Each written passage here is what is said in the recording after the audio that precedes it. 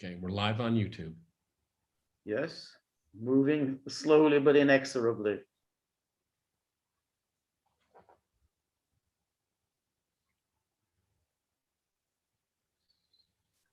All right. So that's it. Yes, moving slowly but inexorably.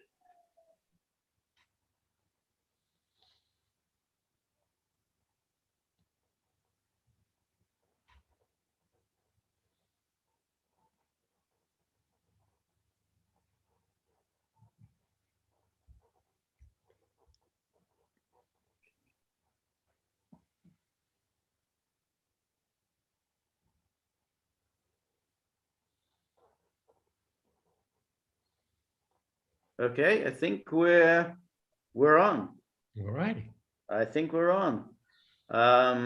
And we are recording. How are you, Peter? Very, very well. But I think the real question is, how are you, George? Your appearance has changed quite significantly. My appearance has changed quite substantially. I had a haircut today, and I haven't had one in quite a while. I'm very wary of haircuts. I don't know, because I always unhappy with the final result. But this time, I think it's not bad. And so it's unfortunate, because I'm so afraid of being unhappy, I let my hair grow out to the point where it's kind of out of control.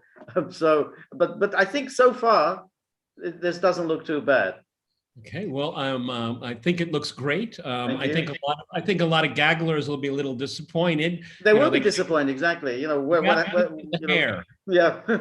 And because we create a real juxtaposition. Oh, that's right, exactly. You with the, you know, the neat haircut, the bow tie, you know, the waistcoat, you know, beautiful, an exemplar of sartorial elegance. Yeah, you know, and I was born a peasant. Yeah. So indeed, Claire Core it was an old friend of ours, is joined us. Yeah. How are you, Claire? And she says barbophobia. That's not bad. I think I do suffer from barbophobia. So that's you know, a pretty good way of describing it. So you know, the news of the day is Biden is denouncing the border patrol agents on horses, and indeed condemning the horses. I think Greenwald sent out a tweet today, sort of, why are you always blaming the animals? So yeah, that's it's classical. It's just such a classic sleight of hand. I mean, here you have a border out of control, and when you have a border out of control, you don't even have the modicum of sovereignty. They're on a witch hunt for domestic terrorists. But they have no idea who's coming in the country. Right. They bring in 100,000 plus Afghan refugees, all translators that can't speak English, apparently. And then already 2 of them on one of these military bases are being put up on vile sex charges against minors. Yep. You know, it's the horses' fault. You know, what a sleight of hand! It's ridiculous here. They never address the core issues. You know why? Because they're responsible for it, and they will, by definition, never take responsibility for their bad decisions and bad behavior ever. Yeah, that's exactly right. And I mean, the news about those Afghan refugees or evacuees is already stunning. Kind of what we were already expecting. I mean, we knew something about the record of the Afghan migrants in Europe, and already we've had Afghans arrested for committing horrendous crimes. You know, as we might have expected. Kind of sexual assault against young boys, and clearly we also have assault against women. So you know, it's exactly what one would have expected when you just bring in 120,000, who knows how many more people without any kind of vetting, just simply, you know, ship them all in, and then you kind of morally blackmail the public. Well, you better accept them or you're a racist. So that's exactly what one would have expected. Right, exactly. Yeah. Well, I mean, this is so typical of the Biden administration. I mean, they really go out on the limb to try to change the topic. But Yep. you know, I mean, if you have a crisis that is unresolved, you try to reinvent yourself with another crisis, another issue. Right. But they have so many pokers in the fire right Right. now. I mean, they have no damage control whatsoever. I mean, they're tumbling out of control. Yes. It's and then with this Sussman indictment, Yep. and I'm really glad. I mean, better late than never. But Yep. and now we find out that Jake Sullivan is all in the mix too. Okay, Yeah. so we're seeing the B teamers of the varsity team Right. from the Obama Clinton clan still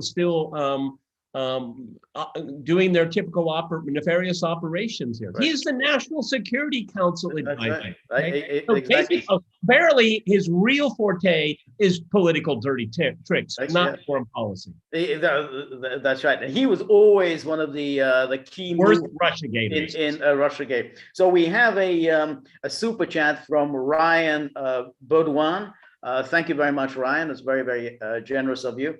And his question is, can you discuss Tucker's comment about the left allowing this onslaught at the border to create new groups of voters while they see working class Latinos and African Americans swinging right?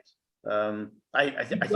I mean, you have talked about replacement theory. You go first. I'll follow. Yeah, no, I think there's no question about that. I mean, I think that if one looks even in the historical perspective, I think the Democratic Party has always seen immigration as their way of remaining competitive. I mean, they saw what happened in the 1950s when, after all those great, FDR victories in the 1930s and 40s, suddenly they weren't winning elections anymore. The Republicans were winning, and hence they pushed for that 1965 Immigration Act.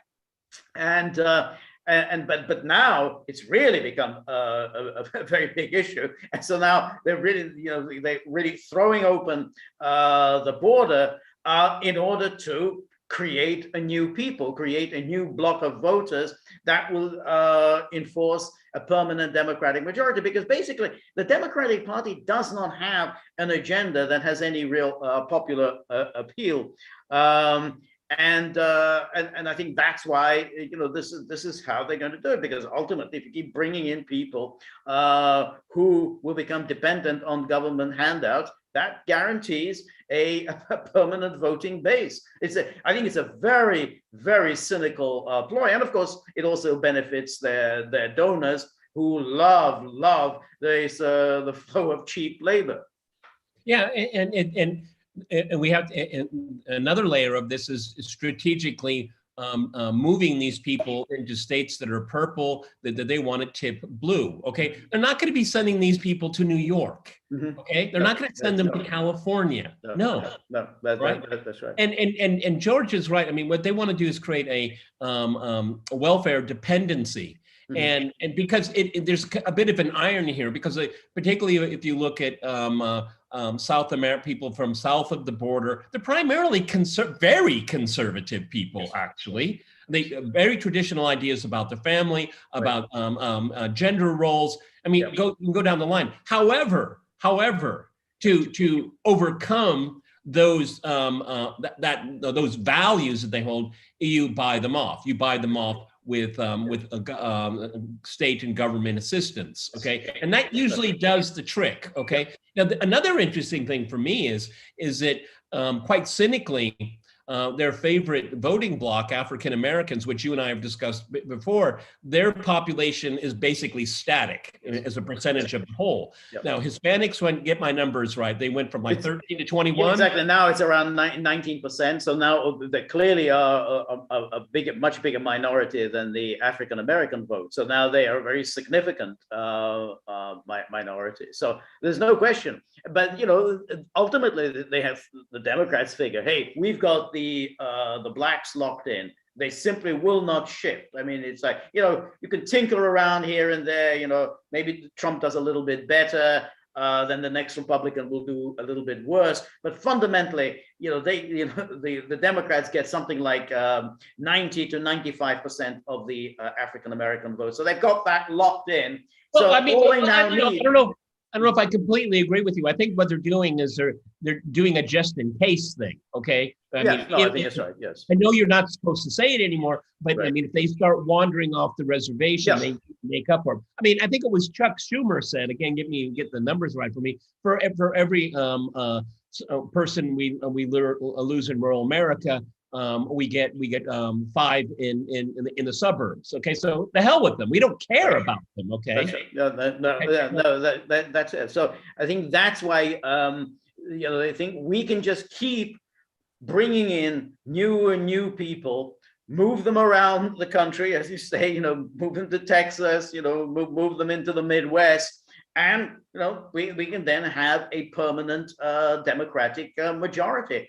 And I think that there's no question that this is how they're playing it, which is why they don't really see this as a crisis at the border. I mean, we look at it. The country should look at it and say, hey, if you can't control your borders, you're not really a country anymore. But they see it as, this is fine. We're just bringing in new people. Once they're in, they're in. Very hard to get rid of them. And one of the most pernicious elements of all of this is that, George, listen carefully. Do you hear any Republicans? I don't hear any Republicans talking about this. Right. Do you? Yeah. Do you? I don't hear it. Yeah. Cricket. No, because they're with the Chamber of Commerce too. Exactly. Okay. They're with the Chamber of Commerce. Yeah, that's right. So it's one of the interesting things. And again, I mean, since you brought up Tucker Carlson, is that I guess we can ask here at the Gaggle, Governor Abbott, why won't you go on Tucker Carlson? You get softball questions from the rest of the people at Fox. That's it. Exactly. It's the rest of the people at Fox, because he can then pretend that he's doing something, even though he's not doing anything. I mean, he could use his National Guard to secure the borders.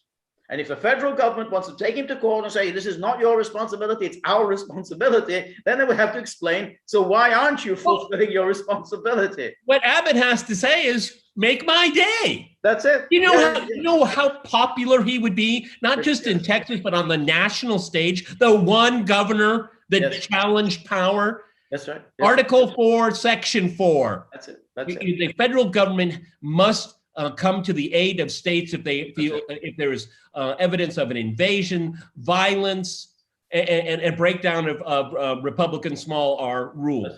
That's it. Yeah, absolutely. We have a question from Flying Boar, as a friend of ours, and also very generous of you. And he asks a question, a very good question. He says, why aren't you guys putting new videos on YouTube? Are you guys being censored?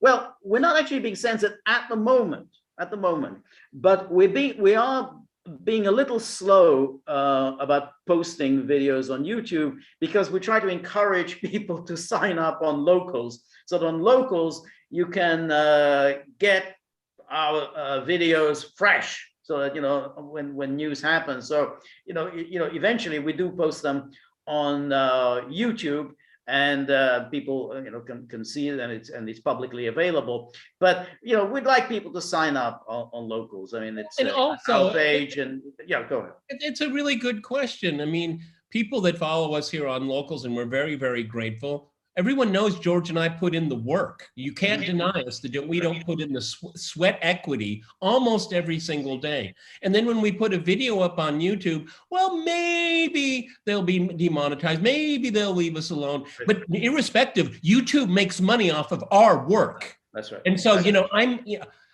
I know it's a very important platform, but I have self-respect. I respect George's hard work every single day. By the way, folks, George comes up with most of the topics, okay? So he puts the time into this, all right? So, YouTube, I have self-respect. I'm not gonna cow in front of you, okay? What George and I talk about is well within the Overton window of discussion. Right. Okay. And I challenge anybody at YouTube to challenge what I just said. How is it out of bounds? Okay. Do we talk about replacement theory? All right. Maybe you don't like it. Maybe you don't believe in it, but there's a whole literature behind it. Okay. It's very real and it has a long pedigree. George has pointed out. That's it. Exactly. And it's something that's very important to discuss because it applies to Europe as much as it does to the United States, where in Europe also you have a very cynical political leadership that subscribes to a replacement theory. This is a public we don't like. Let's replace it with a compliant, manipulable population that we can mold any way we want. So that definitely applies in. What it does is it's a complete perversion of the idea of democracy, because basically you're creating people that are dependent on you, and you're not going to bite the hand that feeds you, and you will be compliant. And then these people say, "Well, see, we were democratically elected." Okay. I mean, it's a complete perversion of what it's a complete perversion of the idea that the individual has sovereignty in society. They don't like that. They hate that type of. They always think in groups and in blocks. Okay, very rarely. It happens sometimes, but very rarely. How many times do conservatives go out and demonstrate about something? On the abortion issue, yes, they do.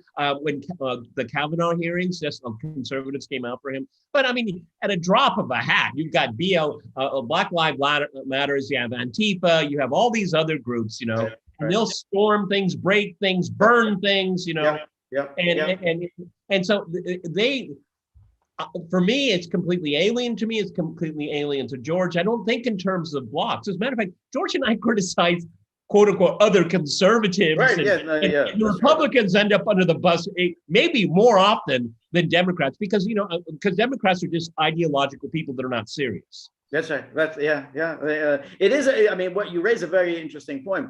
Conservatives, Republicans really don't protest particularly vigorously on anything very much other than abortion. I mean, that's the one thing that actually gets them mobilized.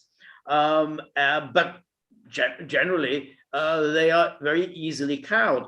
Whereas the Democrats are ideologically very, very sophisticated. They move on so many different issues, whether on the Supreme Court, on changing the voting laws. they mobilize, and Republicans unfortunately don't. And I think they have this complacent notion that, well, we don't have to do anything. We just wait, because elections are always cyclical. In a couple of years' time, we will probably win back the House, because that's what happens. Midterms, you win back the House, maybe even the Senate, and so we don't actually have to do anything. We don't have to, exert ourselves, put forward our own agenda. We're just going to, win it all without really doing very much. Yeah, well, it doesn't work that way, but that's how the Republicans think. They have this stupid belief that if they leave the wokeists alone and this woke ideology, if they just leave it alone, don't attack it, don't provoke it, they'll be left alone. No, this ideology is going for you. Okay, it's going straight for your throat. Okay, and it is unrelenting. I mean, because it is a asymmetrical power structure here. I mean, if I just leave you alone and don't get messed with you, you'll get to leave me alone. No, that doesn't work that way. They don't. It doesn't work that way. So we have another super chat from Ryan Baudouin. Thank you so much, Ryan. Very generous of you. And he asks, what are your thoughts on the authoritarian plague hitting Western countries, mainly Australia? Orange vest protests to mirror the yellow vest. Are there any parallel to Soviet communist rule that you see? So I mean, the Australian thing is really very interesting. But it may be. I read something by Alex Berenson today, and he said that maybe we've had a misconceived notion of Australianness. We watched Crocodile Dundee, and we kind of think of Australians as the Paul Hogan character, kind of a tough guy, no nonsense, very manly, person who isn't afraid of anything. An alpha, yeah. Yeah, exactly. Kind of alpha male.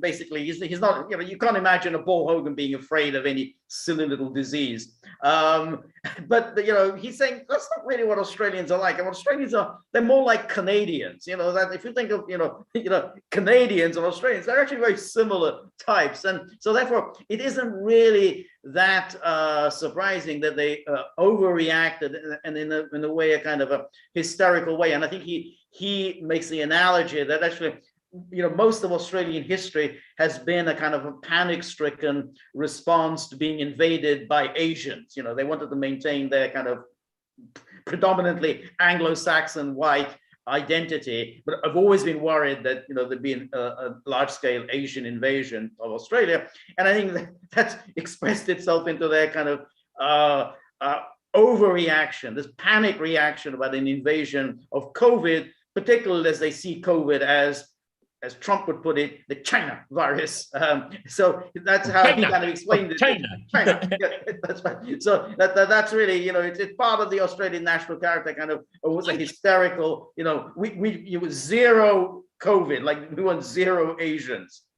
I think you could turn that whole argument upside down, because I think the political leadership is very much like the population. And so they have one gear, extreme, okay? I mean, have you been around Australians drinking beer? The word is extreme, okay? And I've met many Australians in my life, and I like Australians a lot, okay? Because they remind me more like Americans than Canadians. Right. Yeah. So I think the government knows what the population is capable of, okay? And I think that's why it's so stringent. But of course, the damage it does to institutions and the way people feel about being part of a system of governmental consent. I mean, all of this is being torn apart. And this is what George and I have been talking about for well over a year now. So, but I have to say, just on the face of it, I have an Australian friend, James Blake, who used to work at RT, and he keeps me updated. And I'm just like, I can't believe this is happening. And he said, me too. Right.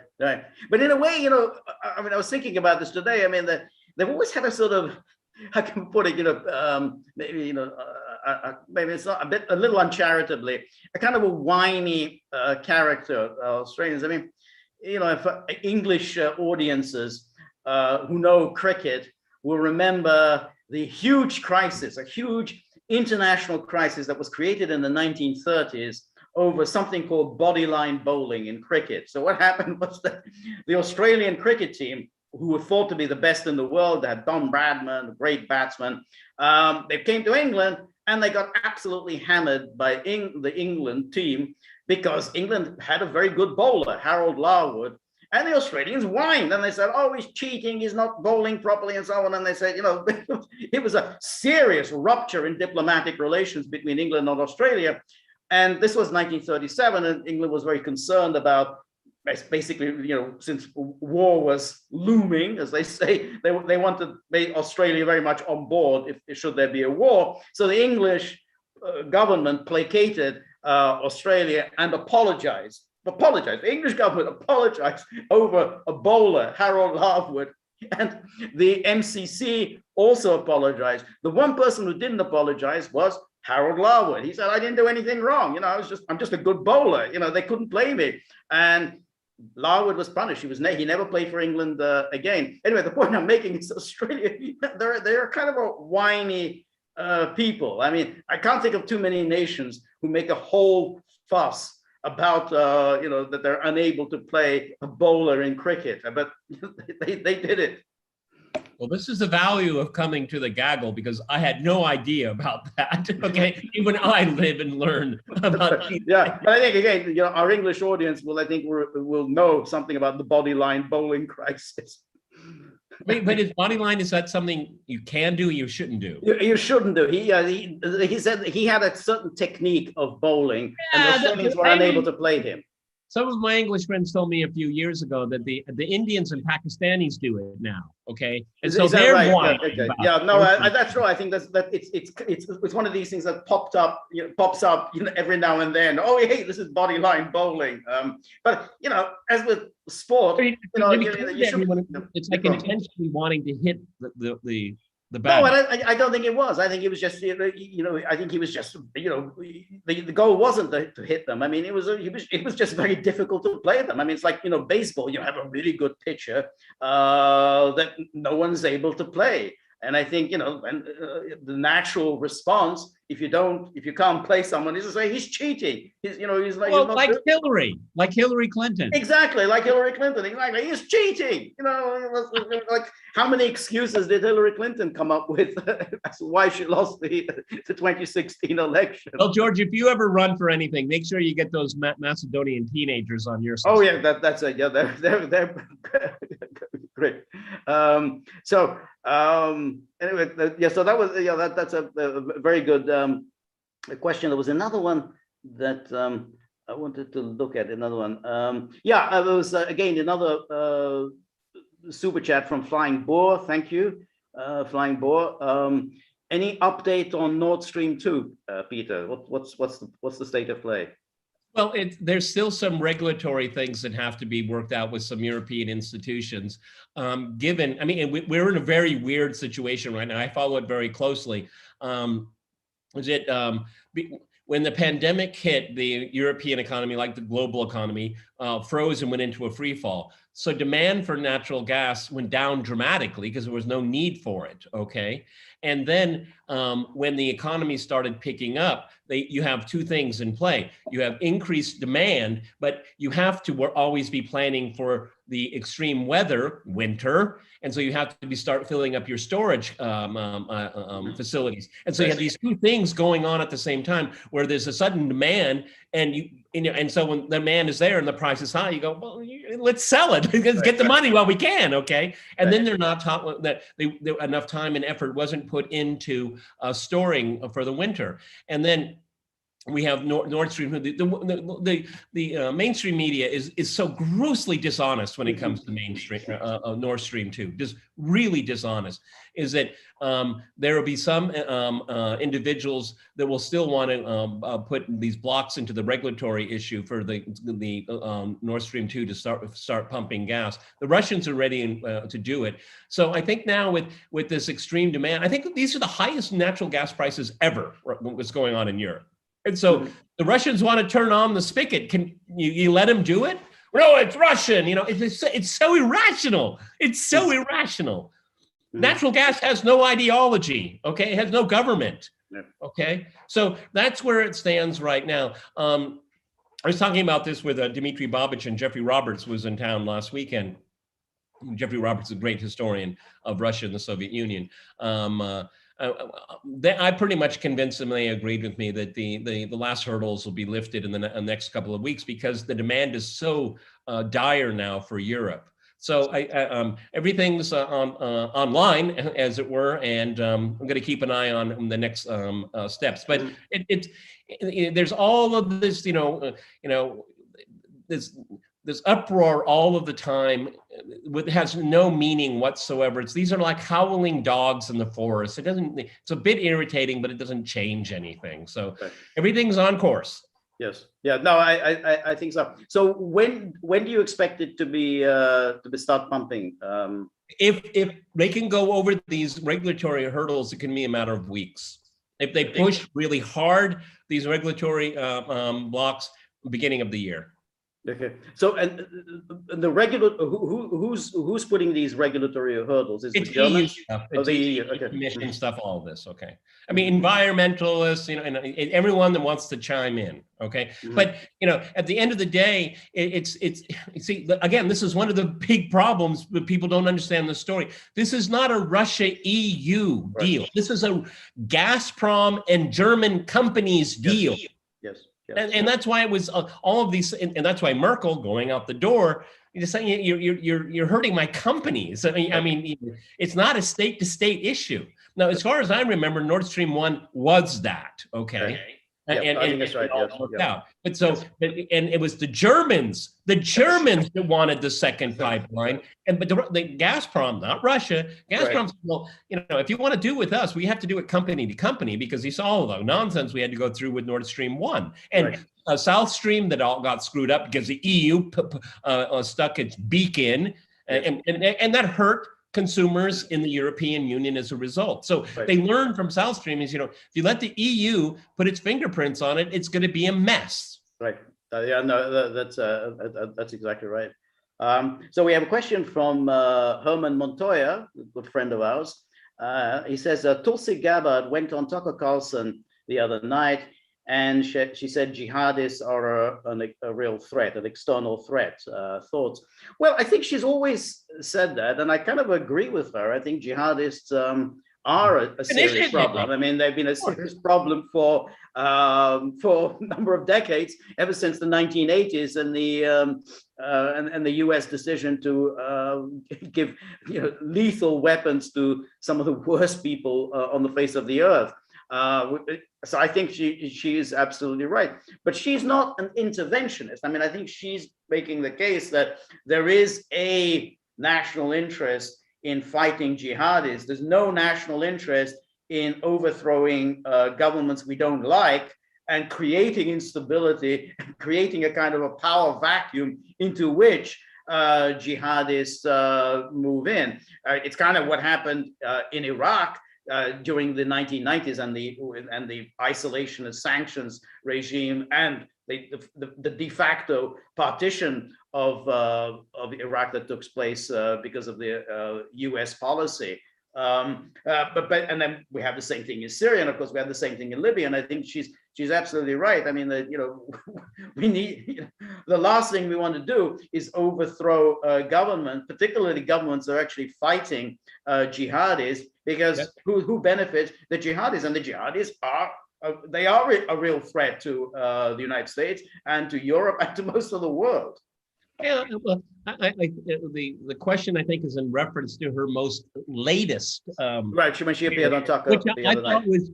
I wasn't impressed with her at all. I don't remember what the question was, but she answered a different question. Okay, so I was a little bit put off by that because I really like her. Okay, and one of the things that she stresses, she's a non-interventionist, and you know what?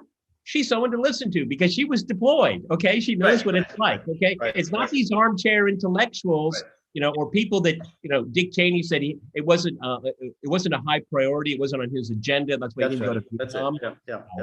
Okay, but I mean, one of the things that Tulsi Gabbard has stressed a lot, and it's worth keeping in mind, is if we look at like Syria. I mean, why is the U.S. backing ISIS, Al Qaeda? All these other groups, they're good jihadists, really?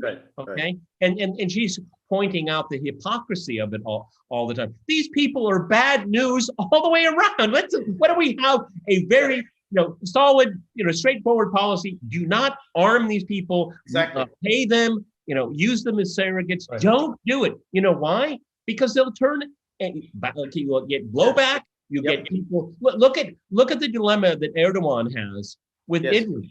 He doesn't know what to do with these people. There's only one place for them to go, north to Turkey. Right. Yep. No, that's exactly right. No, I think these are very bad people, and this is something universal because it's Russia has a real problem with them. India has a problem with them.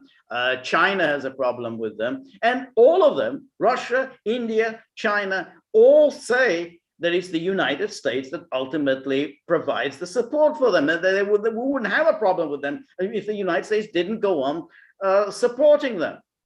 So, I mean, this is really a source of instability, and the United States again pursues a very cynical policy of backing these people for short-term ends because they are, U.S. really made this explicit in the case of Syria. I mean, I can dig up any number of articles in Foreign Policy and Foreign Affairs where former officials said, "Yeah, great. Let's back Al Qaeda in Syria because Bashar al-Assad is our real enemy, and Al Qaeda is really useful because they're such nasty fighters. They're so vicious with their head chopping, that they're likely to prevail. So this was a very cynical, and the policy that was, that even John Kerry openly admitted that we were happy to back them, and U.S. policymakers have been happy about it, and they're still perfectly happy. They know exactly what's going on in Idlib, but even as the U.S. pretends that, well, we're fighting, terrorists, it's ISIS, we're fighting ISIS. Is it ever said in the mainstream, the most obvious thing in the world, that Assad is fighting ISIS and Al-Qaeda? But they never say it. They never say it. Right. Yeah, that's right. It's really mind-boggling. Oh, and we can't forget is that the U.S. turns a complete blind eye, or even nudges on Saudi Arabia funding a lot of this terrorism. Right. Yeah, that's right. So we have another super chat from Ryan McDonald. Hi, Ryan. Thank you so much. And he says Thomas Massey Jr., who's a Republican congressman, was the only Republican to vote no for Israel's Iron Dome funding. America First loves it, and the GOP hates it. So this Iron Dome funding is a kind of, another thing that we talk about with Israel, where, the United States just gives this nice, cozy $1 billion for Israel. And America gets very little in return for it. So, and then you had the AOC, who made a big song and dance about it, that she was going to oppose it. She didn't vote against it. She voted present. So she, made sure that she wouldn't be on the record as voting against the Iron Dome. So again, it's one of these things where, people, these politicians, on the left and on the right say, well, I think it's time to end foreign aid. Maybe we should, cut off some funding for Israel. They never do. And this is what you get. Nice little something for the Iron Dome. And really what it's about is that this is a domestic American political issue.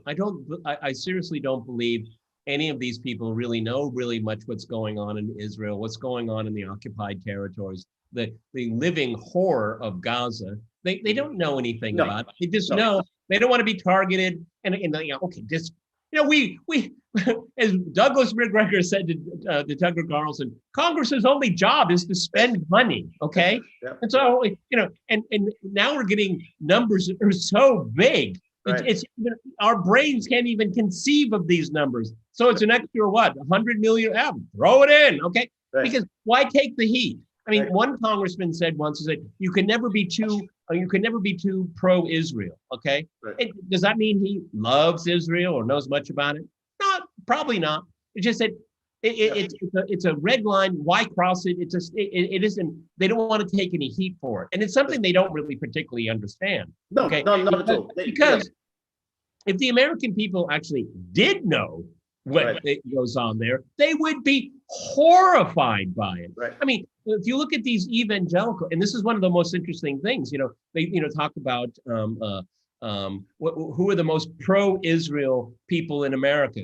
Jews? No, evangelicals are. Jewish community is very fractured in the United States when it comes to Israel. They're very problematic, okay? But evangelicals have taken this on, and if I don't want people to think of me as a person, a source of scripture or anything like that. But if you look at this, at the New Testament, and protecting the weak and victims of power, it's pretty obvious what side is being victimized here. Okay, I mean the whole evangelical message, it's so completely off, and it looks at that conflict there. They should be on the other side. Right, but that's an interesting issue, because it's true that Jews, as Jewish voters, are by no means, at least wholehearted in their support for, Netanyahu. Generally, they don't particularly like Netanyahu. They much prefer someone who can give a kind of veneer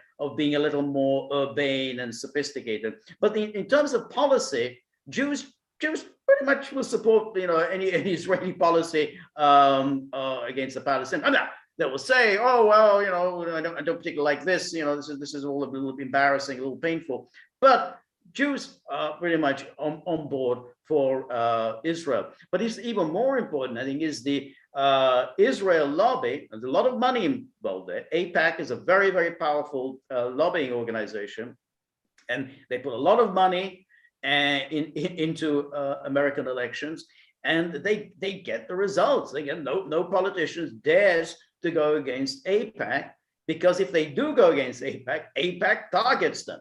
And that is very painful when AIPAC targets you. Republican or Democrat. Republican or Democrat. And there have been a number of politicians over the years who fell out and who were targeted by AIPAC. They're not around anymore. You know, they were all destroyed.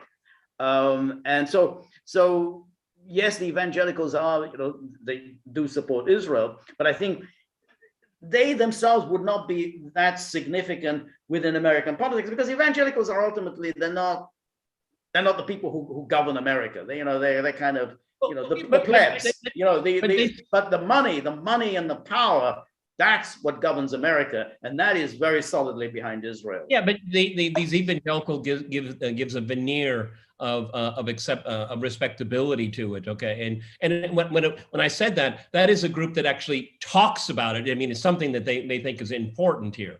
Okay, but I mean, if you look at university campuses all across the United States, there's very often there are pro-Palestinian groups. There are Norman Finkelstein pointed this out to me on my program, is that, you know, a lot of them are run by Jews. Okay, so right, I mean, but you notice Norman that's what I mean by fragmentation. It's not a monolith. Except that, you know, hang on, George. Except for, I think, you know, nominally, are you pro-Israel? I mean, that very straightforward question. Yeah, but then are you for the occupation? Well, you know, and then you can go layer after layer after layer. I agree with you that do you support, in principle, do you support Israel? I think, yeah, they would say that. But if you get into the minutia, it gets a little bit more complicated. That's all. But look at it this way. I mean, there is a reason why Norman Finkelstein does not have an academic position anywhere in the United States. And that's the university. So that's not evangelicals. Evangelicals don't control American universities. Again, it is the elite that control American universities. You know, that's where the money is. That's where the power is. So it's very hard to think of anyone who enjoys any kind of success in the United States who is a strong proponent of the Palestinian cause, who has a strong anti-Israel voice. I mean, you know, the one or two people who have ever had that position, like that guy Mark Lamont Hill at CNN, boom, he was out. You know, boom, you know that.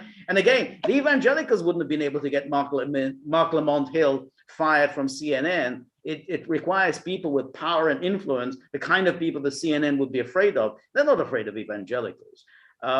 So I do think what I'm just saying is that when you look at when you look at that book, the famous book by Walton Mearsheimer's, you know, the Israel lobby, they talk about the whole powerful complex of the Israel lobby, and that the Israel lobby, and that is absolutely relentless in its in holding the line on Israel and not really getting any kind of an input from the Palestinians. It's a wonderful book. It's very well worth reading. My point is that, number one, it's never on the agenda. It's not like, how do you stand on it? That's never there, okay? Number one, okay? Number two, I'm agreeing with you. There are institutional interests, moneyed institutional interests that is their only issue, okay? And they check very, very carefully everyone's voting record, everything they've said in public and all. It's very, very focused, okay? The reason why I brought up the evangelicals is that I agree with you. They don't have the political power, but they give this veneer. Look at Huckabee. Huckabee, for example, he's on Newsmax. He has this commercial, you know, Israel, Jews and Christians and all this, okay? They give it a veneer, okay? But if you were to ask evangelicals, what's your number one issue? They're not going to say Israel. But if you say, how do you feel about Israel? Oh, I'm very pro-Israel. Okay, that's a group that says it. Across the board, most people, that would be like 20th or 50th or 100th. Okay, that's what I'm just saying. I'm agreeing. I'm just saying there's a different angle to look at it. Right. No, you have this veneer of. There's even a congressional group, you know, Christians and Jews for Israel. Okay, and they have like a breakfast every month or something like that. So yes, it's very focused. It's extremely well funded, and they're very vigilant. It's actually not as big as most people think, but they're just laser focused on what they want to do.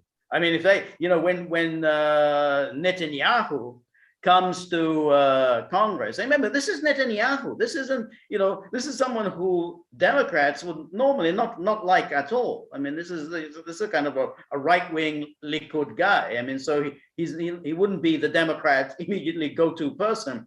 Nonetheless, he gets this, standing ovation, wave after wave of standing ovation, as if, he were Douglas MacArthur. And that's kind of a measure of how solid. I mean, you can ask any Jewish voter, what do you think of the occupation? Well, no, I'm of course against the occupation. Okay, so do you think the Israelis should dismantle the settlements? Well, we're going to negotiate or whatever. Yeah. That's my point. But the point is this: if they really opposed the settlements, if they really opposed, essentially using other people's land to colonize by Israel, that they could change that policy overnight. Because if the New York Times came out against it, if the kind of liberal elite opinion came out against this, Israel would be forced to change its policy. It doesn't. Anyone could just say, "Well, I want a two-state solution. I want negotiations and so on." But concretely, Americans could stop this at any time. They don't do it because ultimately American Jews are happy with it, even if they don't particularly like Netanyahu. And on top of it, George, I'm trying to remember the woman's first name. Weir is her last name. I know, Alison Weir. Yeah, I know who you mean. Alison Weir, If Americans Only Knew. Okay. Yes. Yeah. And that's the whole point here, folks, is that, you hear the same platitudes all of the time. Oh, this is a long-term ancient conflict. No, it's not. It's not an ancient conflict. Okay? Right. It's 7 decades long. That's long, but it's not going back into, time immemorial. All of these myths that we're told all of the time. And you always hear, Joe, it's complicated. No, it's not complicated at all. Okay.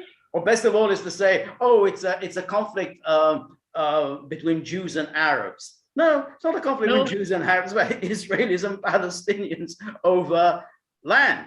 So it's not, as if somehow Jews and Arabs have this, inexorable hatred toward one another. No, there's no particular reason why Jews and Arabs should particularly dislike one another. No, it's a specific territorial dispute that emerged at a certain moment in time for very good reasons. And we're still living with it.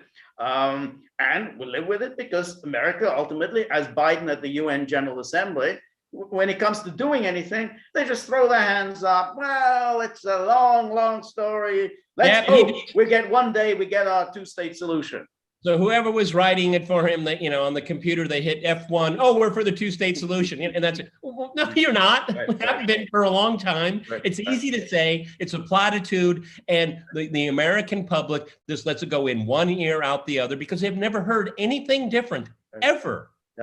No, they exactly. Let's see. We've got some more a question. Again, Ryan McDonald, another super chat. Thank you very much, Ryan. He asks, why are Ukraine language laws bad? And then USA would favor. You want to take that, Peter, first? Well, I'm sorry, what's the question? Oh, sorry. Why are Ukraine language laws bad? Because a lot of people speak Russian. And I don't know if you picked up on it, George, but Urban, our favorite villain, Urban, that came out, I think, in the last couple of days, just telling the Ukrainians, you may never get into NATO, you may never get into the EU, because Hungarian speakers in Ukraine are being discriminated against. Their language essentially has been made illegal. Okay. And so there is a diaspora. Again, Ukraine is a relatively new construction as a sovereign state. It just cobbled together of all these different pieces from the Austro-Hungarian Empire, from the Russian Empire. Stalin put his final touches on it. Khrushchev, over a drunken toast, gave away Crimea, which had been part of the Russian Empire longer than the United States has existed as a country. Okay, and so what it is it's completely divisive. See, what, in a nutshell, because George and I have talked about this a lot, is that you have this a part of Ukraine in the West. It's called Galicia, and there's a Galician Ukrainian ideology, and it's super ultra ethnic. This is what happened in the 1930s and 40s. Okay, basically, it's about your blood. Okay. And we've already gone down that path, and it is awful, okay? And we've learned never to do that again. And so what we have now is that we had some of I think the biggest news website, strana.ua, which is completely shut down, okay, by the government. And Michael McFarland stepped, that took courage, denying freedom of speech, that took courage, okay? So the US is involved in the breaking of the most basic human and civil rights, okay, and cheering it on. And there are minorities that have spoken that, Hungarians in particular here, they had no problem speaking it during the Soviet Union. They had no problem speaking it up until the coup in 2014. So this is ethno-nationalism. It is nasty. And no one in the West, virtually no one in the West, wants to say what it is, okay? They're aiding and abetting very nasty people. And Zelensky has proven himself to be completely inept. He's being captured by these oligarchs and these ultra-nationalists. And the US calls it an ally. That's right. It is striking that the first act of the coup leaders was to pass this restrictive language law. I mean, it was always even ridiculous, even when Ukraine broke away from the Soviet Union, that Ukraine did not make Russian an official language. I mean, they could have easily made Russian an official language, since everybody in Ukraine speaks Russian. I mean, it's like, you go anywhere in any store in Ukraine, you were always able to speak Russian. Now, of course, they passed these restrictive laws, and you could get punished if you started speaking in Russian if you went into a store in Kiev, which again is an outrageously restriction of freedom, that you get punished for speaking in Russian. But this is what they are about. And that's why they want to pass this law about who are the indigenous people in Ukraine. It's like, I mean, you always knew Kiev was really the origin of Russia. Yeah, and so it was a ludicrous thing. And what Ukraine has been doing, with the encouragement of the United States in particular, which is they're trying to forge this artificial fake identity in a kind of nasty animus toward Russia. So they try to create this fake church, Ukrainian Orthodox Church, and they try to peddle this nonsense, again with US encouragement, of the Holodomor, according to which Russia, not Stalin, not the Communist Party of the Soviet Union, Russia practiced genocide against the Ukrainians during the 1930s because they wanted to crush Ukrainian nationalism. A complete and utter fraud, but has like a lot of fraud in the West. That's like Russiagate, complete fraud. Yeah, that's it. So it's very nice, because the idea of identifying kind of Soviet ideology with Russia is nuts. I mean, Stalin, who ruled the Soviet Union, was a Georgian. Most of the leaders of the Soviet Union were not Russian. So, but Ukraine has been succeeded in persuading a very substantial part of American intellectual opinion, thinking, yeah, it's right. Russia was practicing genocide against Ukraine in order to crush Ukrainian nationalism. Well, so using that logic, I guess it was a Georgian that was committing genocide against Russians, because during the famine, Russians died and Kazakhs died. A lot of people died. It didn't happen in one place. And basically, in my opinion, maybe George and I will disagree on this, it was Stalin's war against peasant. He didn't give a hoot where you were from. He didn't care what language you spoke. Absolutely, absolutely. And that's a tradition within the Bolsheviks. The Bolsheviks were very hostile to the peasants. They saw the working class. Those are the heroes. That's their base of support. They hated the peasantry. I mean, they had real kind of animus towards them. So the horrific policies that they pursued against the peasantry, I mean, it came out of Bolshevik ideology. And as we've talked about it before, I mean, it destroyed Russian agriculture, Soviet agriculture for decades. Until the end of the Soviet Union. Exactly. Yeah. It was an ideological hostility towards the peasantry. In a nutshell, what they're trying to do in Ukraine, the authorities now, I call it official Kiev, okay? What they're trying to do with the backing of the EU to some extent and the full backing of the United States and the UK is that they're trying to create a nation. They're creating a nationalism that doesn't have a nation, okay? There's the overlap is so thin because if you look at the map of Ukraine in your head, essentially in the center is Kharkov. And then when you go further, that's just Russian heritage, Russian speakers, Orthodox believers, okay? And one of the things I always want to make very clear to people, people have asked me many times, what about Donetsk and Lugansk? Why didn't Russia take them? Like Crimea. And I said, well, number one, Crimea had a referendum. They had referendums before the coup, everybody, okay? Also, they weren't recognized, but they did. It was a long-standing common knowledge that people of Crimea, primarily Russian, ethnically Russian, wanted to return to the motherland, to Russia, because they were arbitrarily cut off from Russia during the Soviet period, okay? So why didn't they do it? It's very, very simple, everyone. And this goes against the grain of all the nonsense about what you hear about Russian expansionism and all of that. If you go to Lugansk and Donetsk, they are primarily Russian, but there are towns and villages that are not. They're Ukrainian, okay? And my belief is, the Russian thinking is, there will be a percentage of people in some towns, 70%, other towns, 40%. It's a real mixed bag. They're going to say they're under occupation. So why do it? Why go through the headache? See, Russia is not interested in taking back the Baltic republics. Why? Why would they? Okay. No, I think doesn't need more land. Right. I have to say though that if the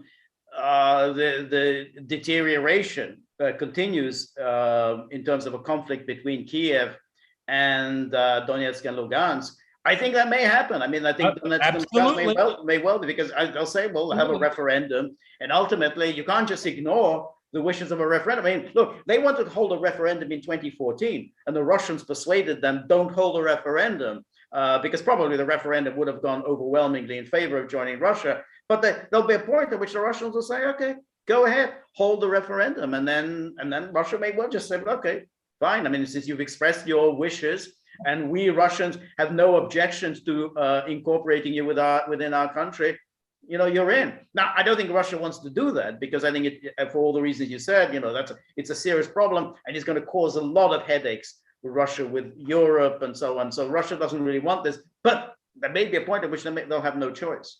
I am agreeing completely with George, and I will even take it a step further than that. If we got into this scenario, which I don't want to see happen, but what'll happen, see, the problem that the coup created for all of Ukraine is a demonstration effect. Okay, so what happened was, Crimea, they had a referendum, they pulled it off, they got out. Now, if tensions built up and the Kiev government wants to start increasing hostilities in what George and I call the Donbass, well, there will be a reaction. It could get to a point where, this is purely theoretical, hypothetical right now, where the Russians say, enough is enough. We don't need a hot war on our border, okay? Right. But the demonstration effect here, and this is Kiev's greatest nightmare, is that, well, let's say the Donbass pulls it off. Kharkov is going to say, well, Crimea went, they went, Why not us? That's right. Yeah, no, I think it's right. I think it's right. I mean, that's always it is the nightmare of every state, basically, that chunks of it will secede, which is why. And this is a problem that I addressed when I written about the Yugoslavia, which is unilateral secession is generally frowned upon. All states frown upon unilateral secession because then other parts will say, hey, why don't we have a vote and secede? So that's why the Western powers who were delighted, they wanted to see the Yugoslavia break up, they wanted to see Soviet Union break up. They kind of had to bend all of the rules of international law in order to recognize these secessionist republics. But the chickens always come home to roost, because then what happened in Georgia was exactly that. And the Russians said, okay, fine. I mean, South Ossetia, they want to go their own way. We recognize their independence, and same with Abkhazia.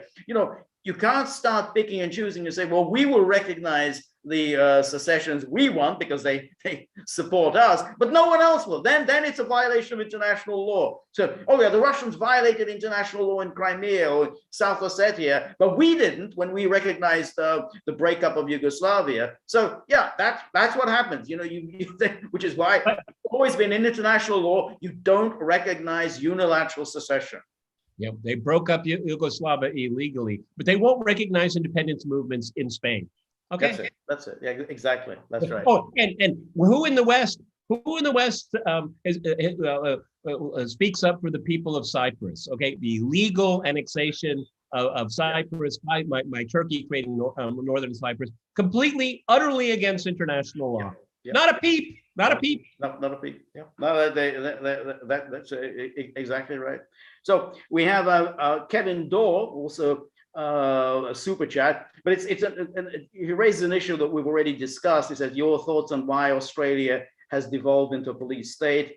I've seen the videos of the Melbourne police attacking trade union members on the street. So we talked about that, and it is quite shocking, why it's developed like that, because ultimately we always think of whatever think about Australians, and we already discussed the bodyline bowling and everything else, but ultimately you always think of Australia as part of the Anglo-Saxon world, where we don't have police using batons and smashing into the ground protesters.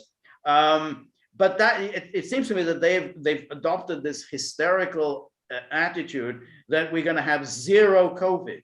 There's absolutely no scientific basis whatsoever that we can actually get it down to zero. So they are overreacting to one case. There's one case of COVID, and then everything must be shut down. So I think it's very, very troubling that it's in the Anglo-Saxon world that we're getting this violence from authorities, whereas countries that we supposedly think of as dictatorial and so on are taking a much more laissez-faire approach. What I find really bizarre, here I am sitting in Moscow. Winter is coming, folks, as it always does, okay? The weather had changed 2 weeks ago. The days are getting shorter and shorter. And it's a place where in September to October, you can change your coat 4 different times because the weather is progressively colder. Why am I mentioning this?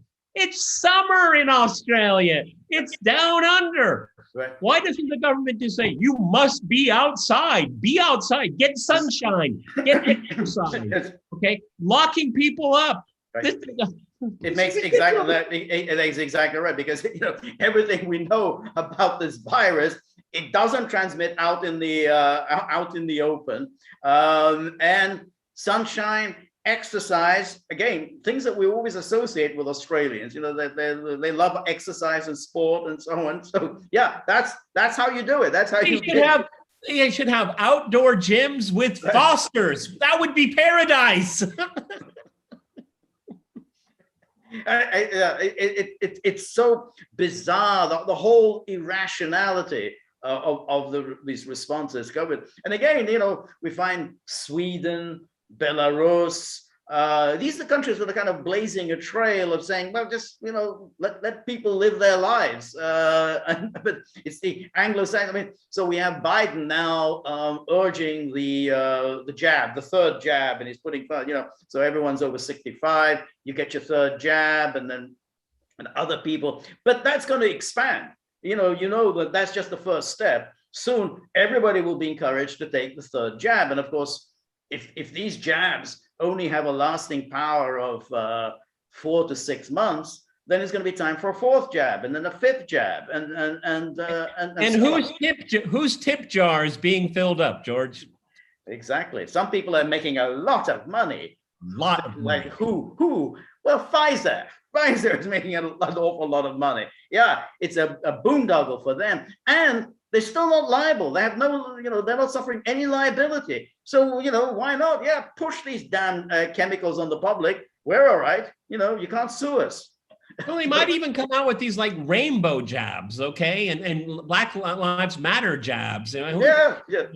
And then, Antifa jab, okay? Right. I mean, It's all marketing now here. Now, George and I believe this is a serious problem. I am vaccinated, George is vaccinated, but never in the history of pandemics in recorded history, where did you take the healthy people and quarantine them? You do it the other way around. Right. You quarantine the people that are most vulnerable. And we know what kind of people they are. Elderly people, pre-existing conditions, okay? Take it step by step, everyone. You don't have to panic. And the last thing I want to say on this, viruses don't go away. It's how you manage it, how you manage to get through it.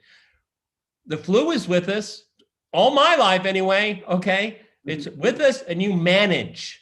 Right. You manage. That's right. And that's what you need to do, is manage. And this is such a power grab. And once power grabs power, power never lets go. It's like my dachshunds. They get their jaws on a bone and they won't let it go. That's very true. Yes. So Herman Montoya asked, why won't politicians leverage the debt ceiling to eliminate foreign aid, cut the military budget in half, abolish the CIA, and abolish the deep state agencies? The debt ceiling is just the most ridiculous political football.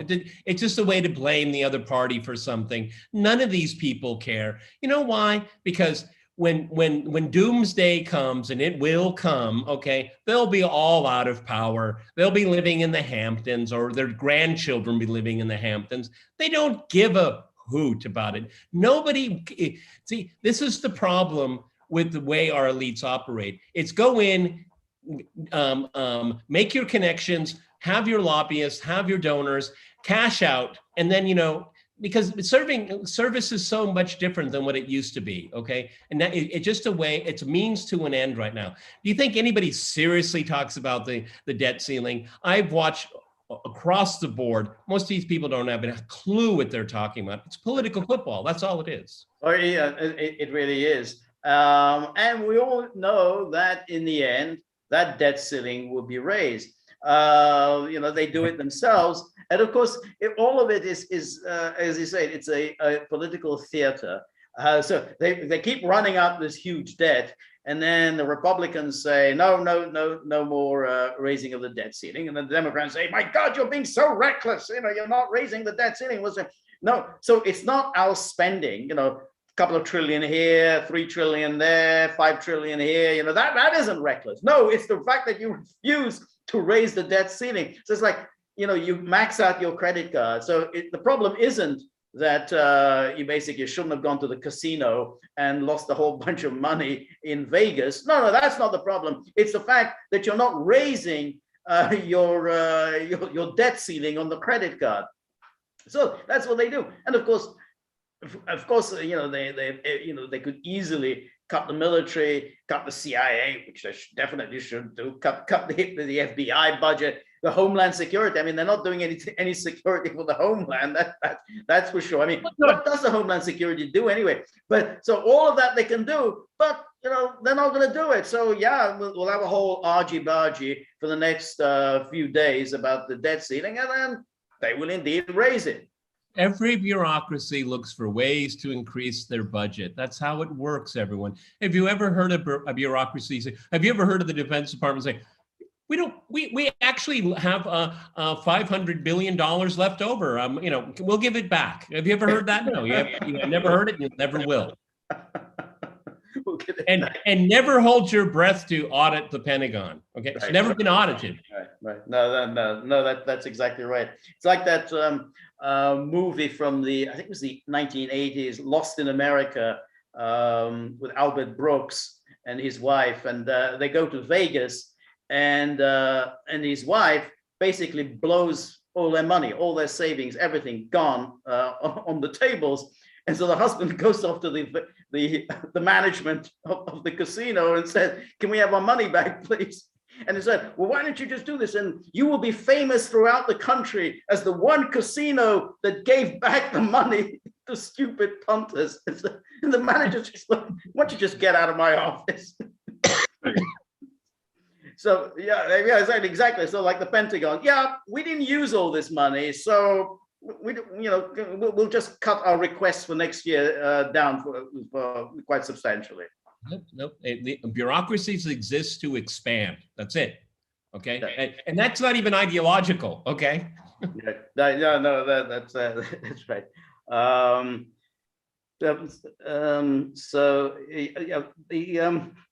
So, and then Rail Fanning Points 2.0, you don't quarantine anyone who isn't symptomatic. But in the globalist regime, what is considered symptomatic is opposition to democracy. Well, it is an interesting issue that is that these positive tests aren't really all that accurate, because they actually pick up on dead viruses, fragments of dead viruses. And so if you say, okay, boom, hey, the test is positive, that doesn't mean that you have COVID. I mean, they've just picked up, fragments of the dead virus.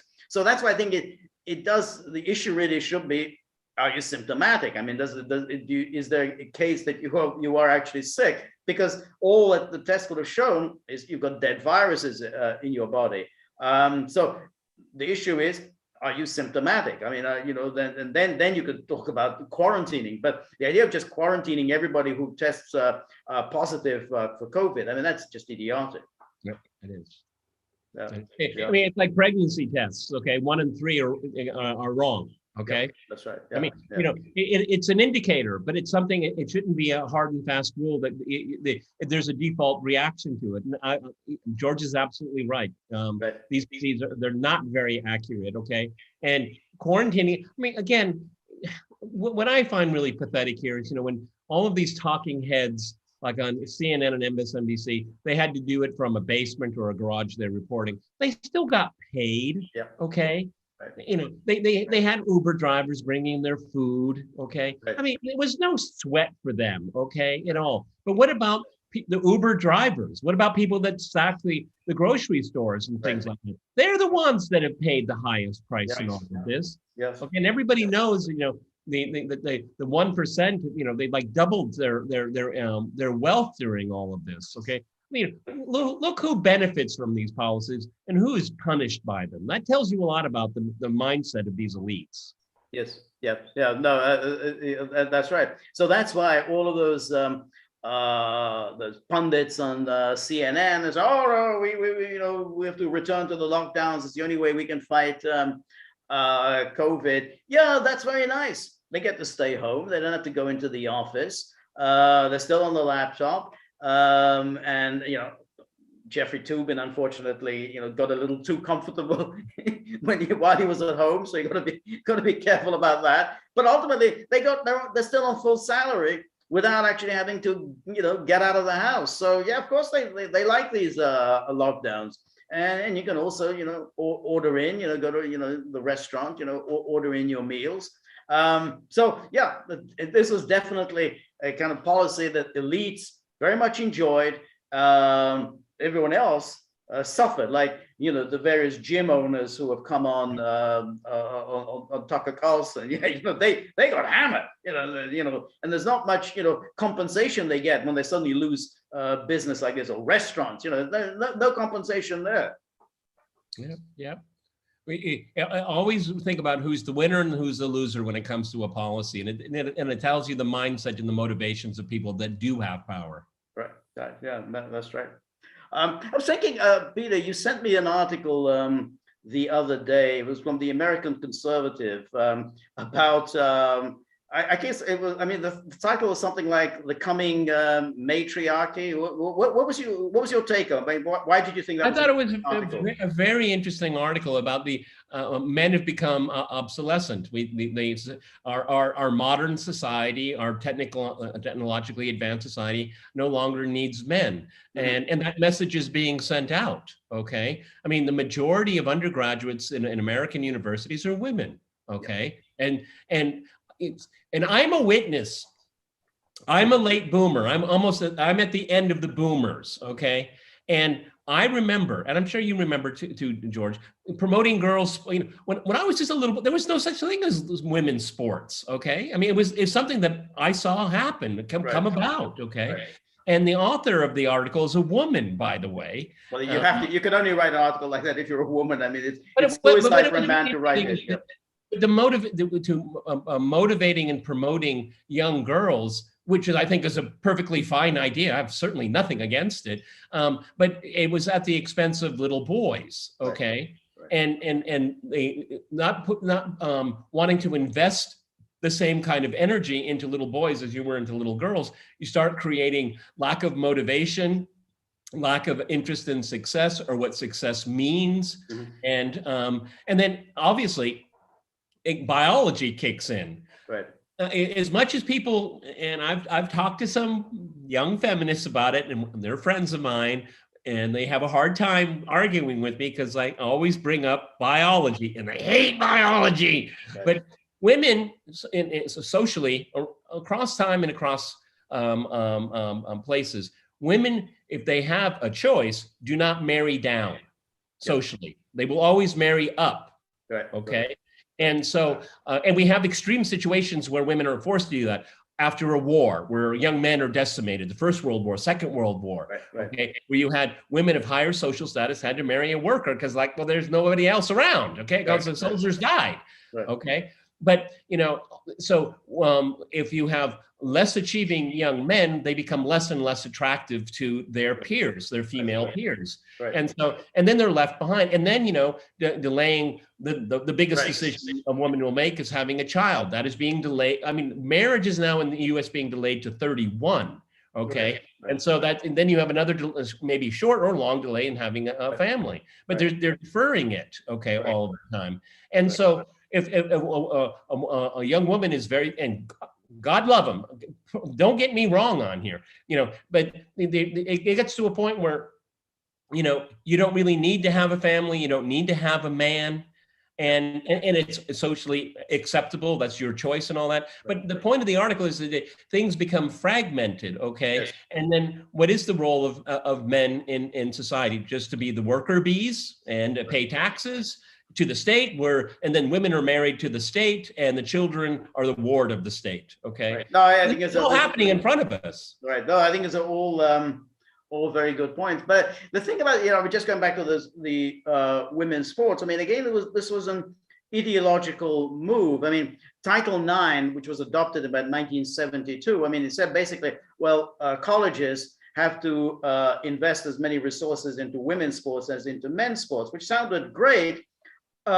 except that there just wasn't the same interest on the part of the public in women's sports as there was in men's sports, because men's sports is a very big deal, both, you know, in college and you know, in the rest of the world. Because ultimately, if you think of let's say men's soccer, the whole world is crazy about men's soccer. There's a huge amount of money in it. No one really cares about women's soccer. I mean, women enjoy playing soccer, and, you know, that's fine. Women should play soccer and they enjoy it.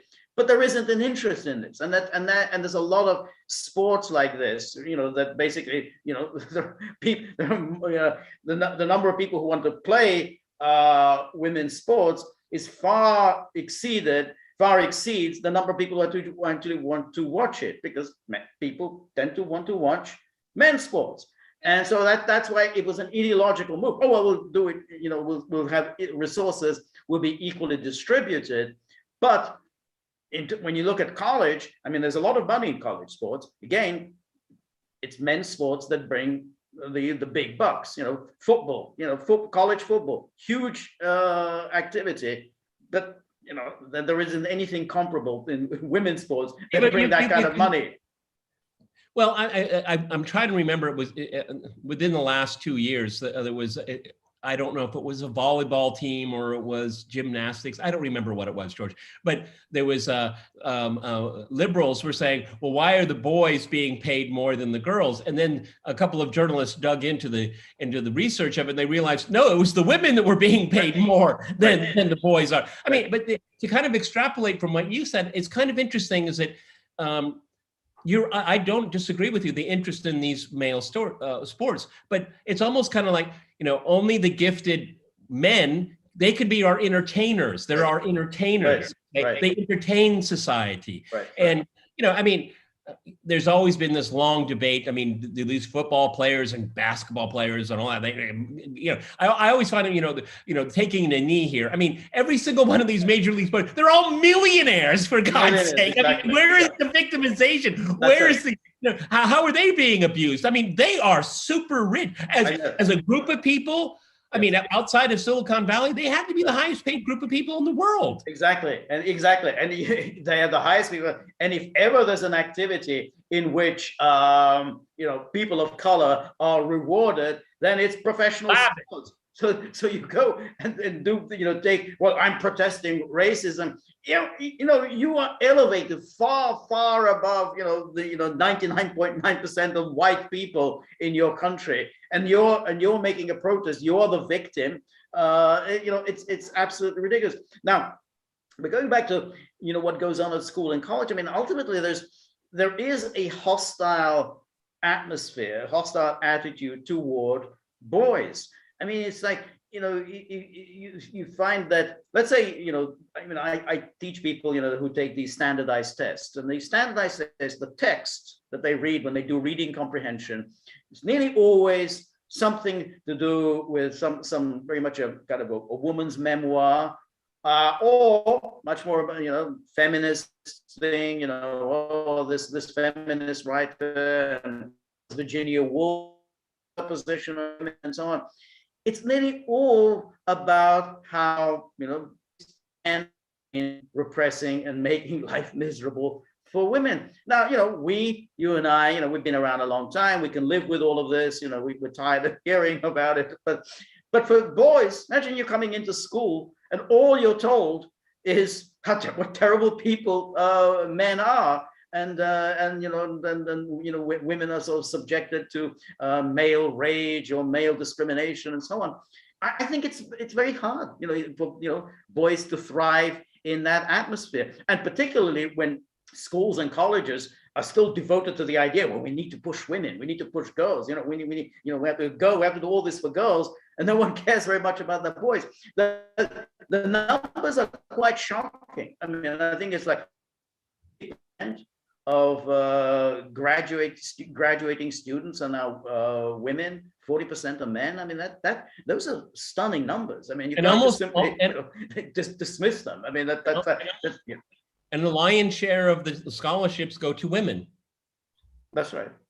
Yeah, that's right. And but what happens here, if you neglect a part of society, young boys in this case, I mean, it as you were saying, it begins to wear on you. If there's no interest in you, why should you have interest back? Okay, I mean, it's taking, it's kind of cutting you at the knees. Okay, I mean, why even resist it? Okay. Why even resist? But see, one of the things that I always try to tell, I used to teach at the University of California, and, up until like maybe, I'll be generous, like the 1850s, okay, when industrialization started and all that. Before that, I don't care if you were a man or a woman, you were all treated like shit. Okay, everybody was. But you know what, George?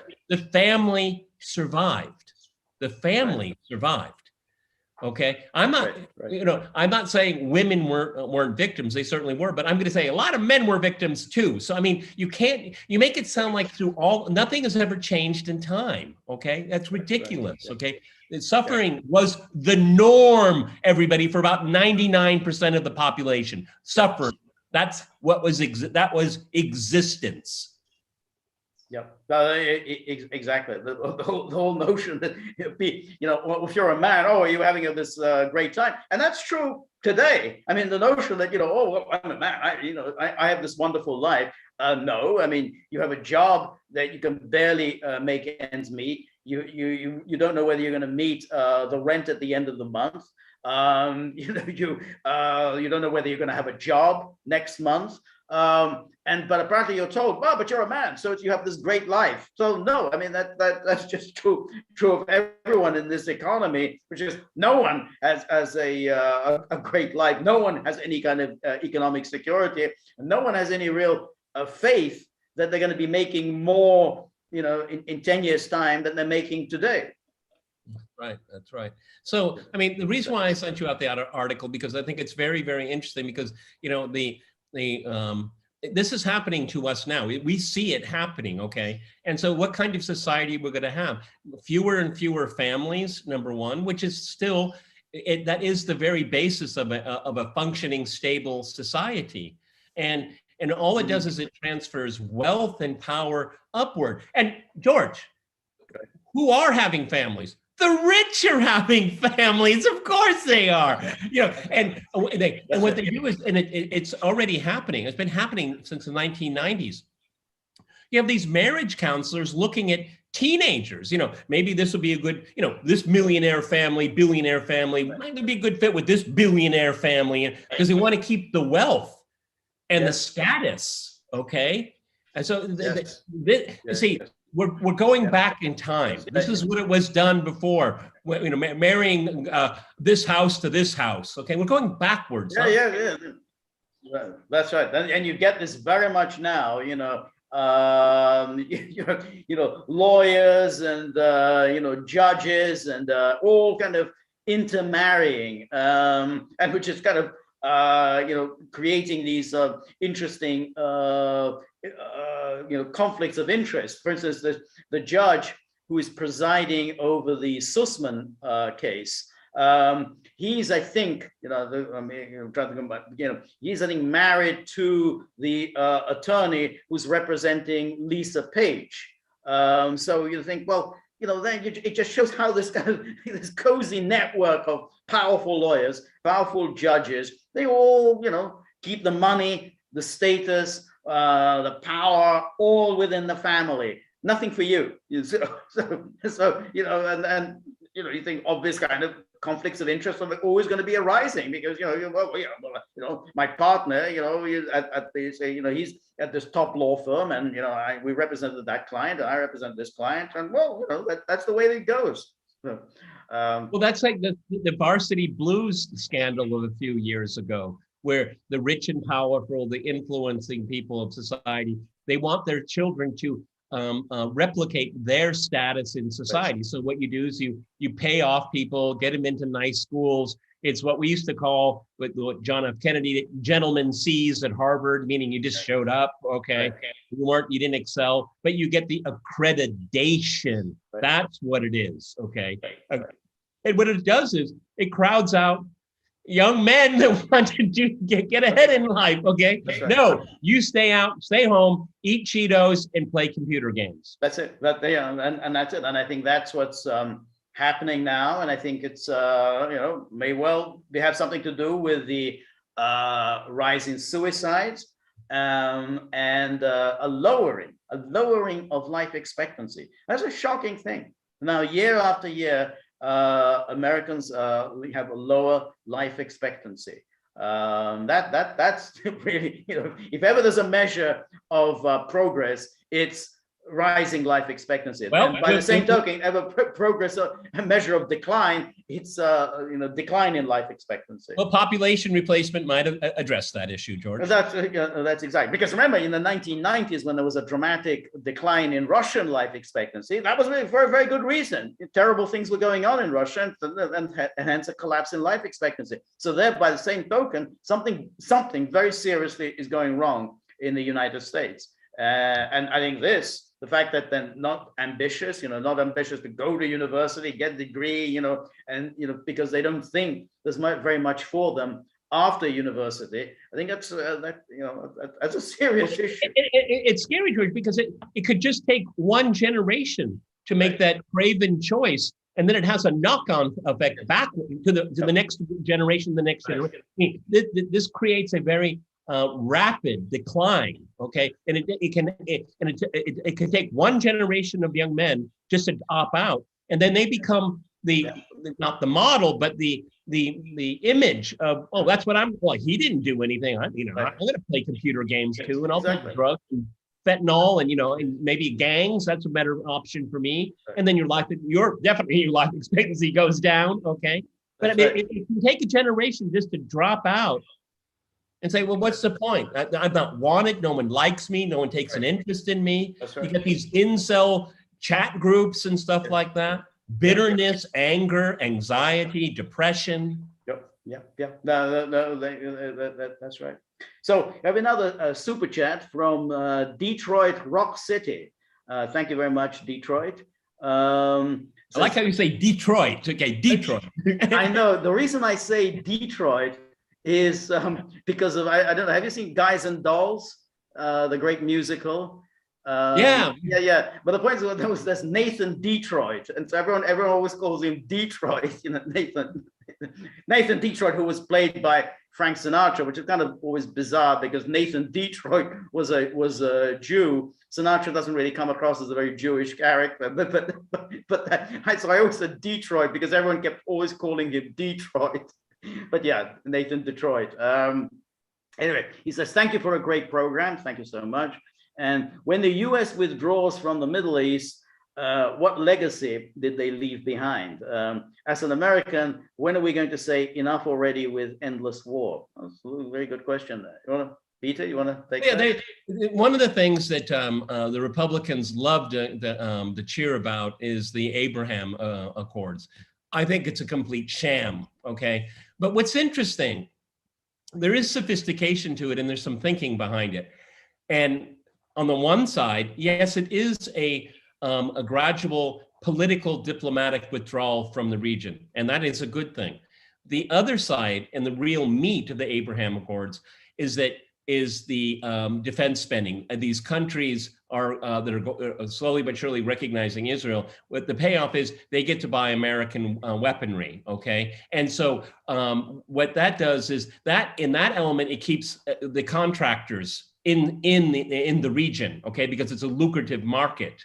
All right, but diplomatically and politically, there is a withdrawal. It's quote the pivot to Asia and things like that. But when people say, the Abraham Accords, that's a great achievement. No, it's a very cynical and pernicious thing. And I'm sorry, I'm going to be really old-fashioned and very hard for me to change views on some things. But this is a very cynical way not to address the Palestinian issue. Okay, which is and we have to these governments that are involved in doing this. Like Sudan, they'll okay, we'll recognize Israel, but take us off the terror list. Okay, I mean, is that the right reason? Come on, I mean that is very, very cynical right there. Right. All right. So no, I think that's right. To be honest, I know that the United States has withdrawn from Afghanistan. I don't think that means the United States will withdraw from the Middle East. I think that holding on to Syria, keeping a foot in Iraq, I think the United States is going to keep doing that. And remember, even Trump himself never suggested leaving Iraq. I mean, that was, he did suggest leaving Syria and leaving Afghanistan. He never suggested leaving Iraq. So I think the United States still wants to use its foothold in the Middle East to exert power in the world, to leverage it.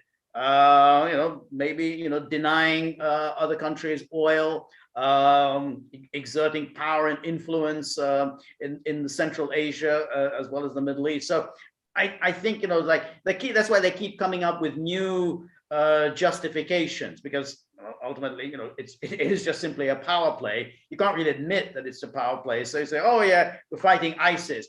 Oh, we're holding on to their oil. we got to make sure that there's no instability. Let's say, we're fighting for stability.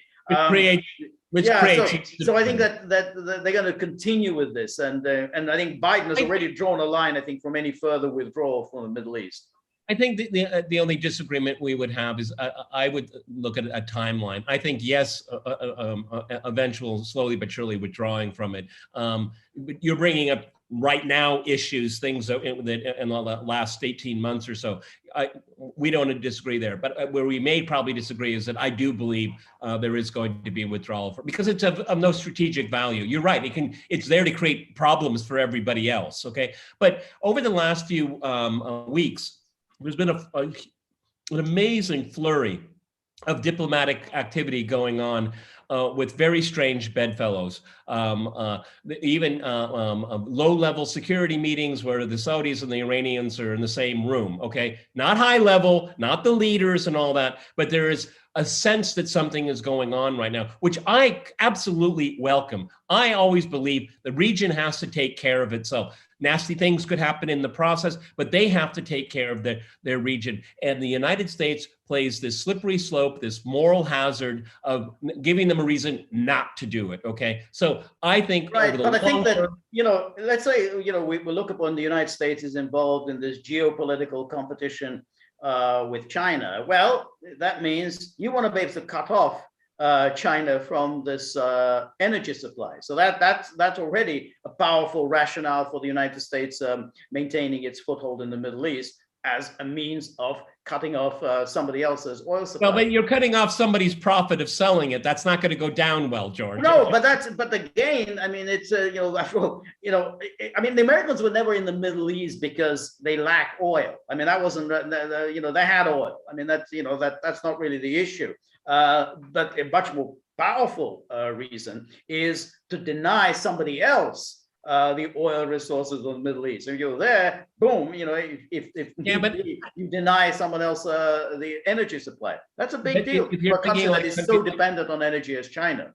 Okay, but if you're looking at Saudi Arabia will balk and say, no, we have to sell our oil because they're going bankrupt, George. They need the money desperately. Right, no, I'm not saying that they're going to cut them off. I'm not saying it's going to, but I mean, if there is a conflict with China, then sure, that's good to be in the Gulf. It'd be good to be in the Gulf. That's going to be boom. You're going to cut them off. So and again, they can. Saudi Arabia does what the United States tells it to do. The United States doesn't do what Saudi Arabia tells it to do. So ultimately, if the United States applies pressure on Saudi Arabia to do something, I mean, Saudis will have to, fall into line. I mean, We'll see through time. We'll see through time. Right. I think the sands are shifting here, but ultimately, yes, I see a withdrawal.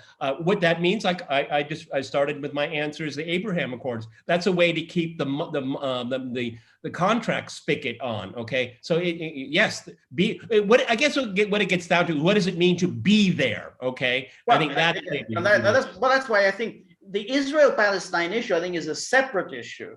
And there, from I think the whole energy supply issue. So I think yes, in the case of Trump, Trump had clearly for whatever reason had this intense emotional attachment to Israel, whether it's because of his daughter, whether it's because he liked Netanyahu, whether he because Jared, or whether he was afraid of losing these powerful donors like Adelson. Adelson, exactly. Whatever the reason, and though he didn't promise this in 2016. In 2016, he promised to have a fairly even-handed policy as between Israel and the Palestinians.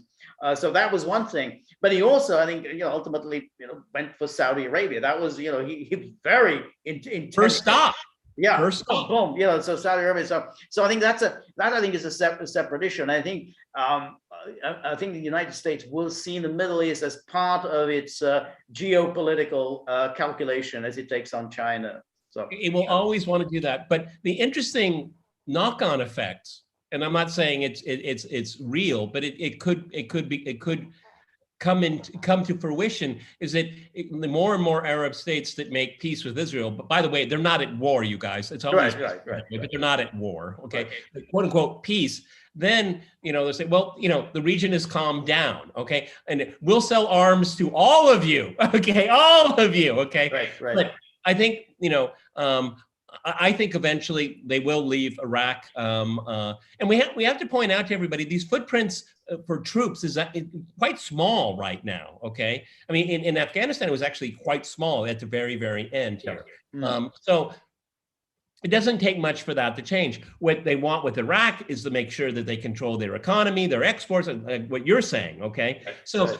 Forever wars, that's a very broad statement. I mean, it's boots on the ground. That is moving away because it's just not popular. Okay, at the end of the day, I mean, you can get support against that, but staying there for economic, financial, military hardware, that's a different story. And I agree with you on that. Right. No, that's right. So we got some comments here from Hungarian Balázs Hetényi. I think he's based in Turkey, and he says correctly, which we were saying. I think the problem is that today no one is allowed a stable job to support a family. Yes, and then so social engineers started to propagandize that women always wanted to careers, etc., and that marriage and family were institutions of slavery. And then he goes on, make sure I haven't lose it. He says, but the oligarchy wants to extract all the profit possible, so the underclass will not be allowed to marry or to have families, And then married people, families, they ask for a raise. For single employees, a raise is not as crucial. Something else was, and then, then he asked, and this is kind of, do they do anti-male thing in Russia? And then he says, I think something interesting that I'm not sure that people were treated badly before industrialization. I think what he means there, and I think that's it's a point that was made by, of all people, Noam Chomsky, which is that before industrialization, yes, people were poor. There was a great deal of inequality, but at least you had a stable job. You had a kind of a place in the pecking order, and ultimately you weren't asked to kind of fend for yourself. I think the problem arose under industrialization, which is from one day to the next, you just don't have a job. And particularly in kind of globalization, where capital just moves from country to country, what industrialization created was a great deal of instability and the sense that you really don't matter. I mean, it's like, you don't have a job, tough. You can't eat, tough. And I think that it wasn't the case. I wouldn't disagree with that, but I mean, there was no social network, a net that you would be protected. Okay, if there's a flood, no one's out there to help you. Your house burns down there. What I'm saying, in lack of what we would call modern medicine and things like that. Life was grubby. It was really grubby. But under feudalism, at least the lord, he owned the peasants. But he also means he provided for the peasants. I mean, you needed the peasants to work. Okay, right, exactly. So at least you were poor, but you had a place in the world. That but I mean, it wasn't like you could call a lawyer. Okay, I mean, right. But that's I think that was the feudal obligation did in some ways, work both two ways. No, but to kind of extrapolate from the question, which I think is really good, is that just think about it. I mean. Bringing women into the workforce. If women want to work, that's fine. I mean, and that's, people misunderstand me here. But when you're in the workforce, where are the kids? Oh, they're in a government school funded by the government, ideologically controlled by the government. And so what you're doing is you're letting the state bring up your children. Okay.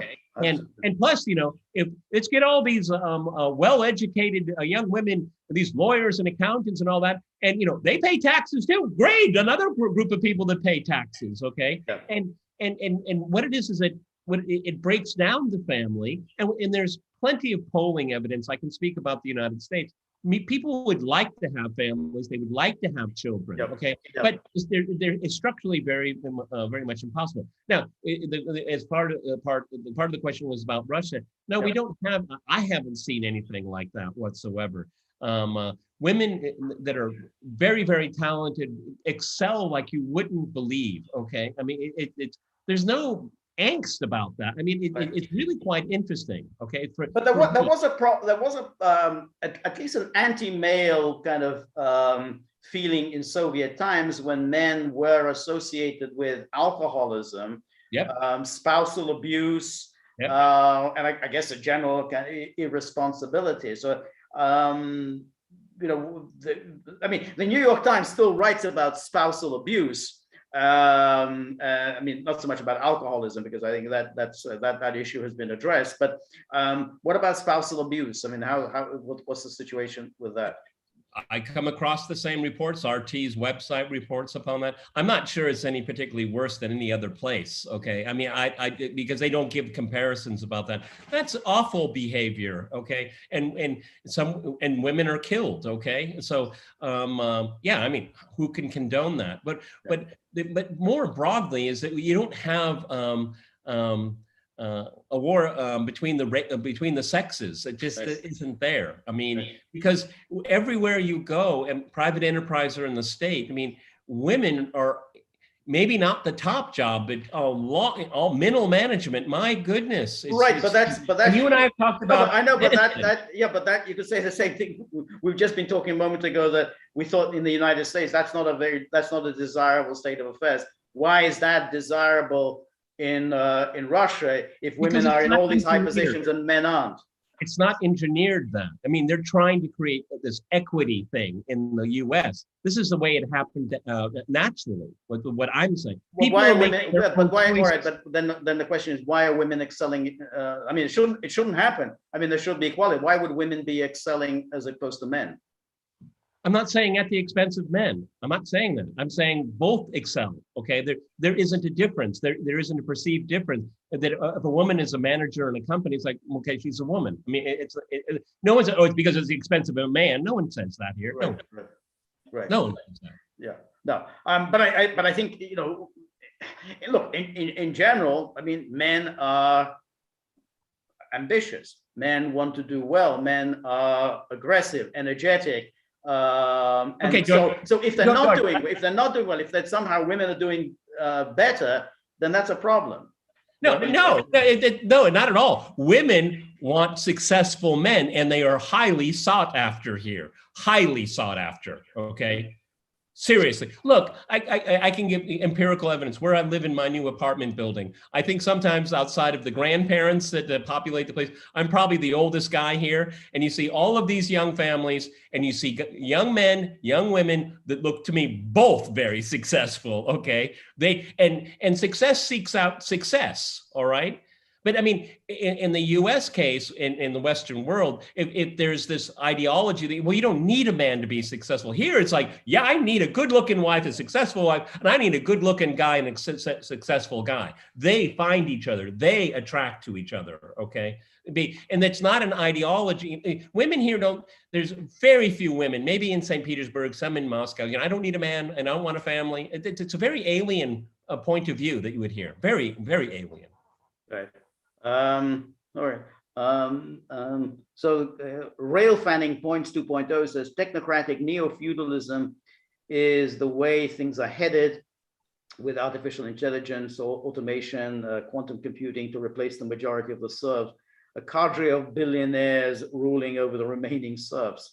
Yeah, I think that's that's kind of the way it really is. I mean, and what you have with these big tech, we like Facebook. Now, Facebook is a fabulously wealthy company. Zuckerberg is a fabulously wealthy man. But the people who work at Facebook, they're not doing particularly well.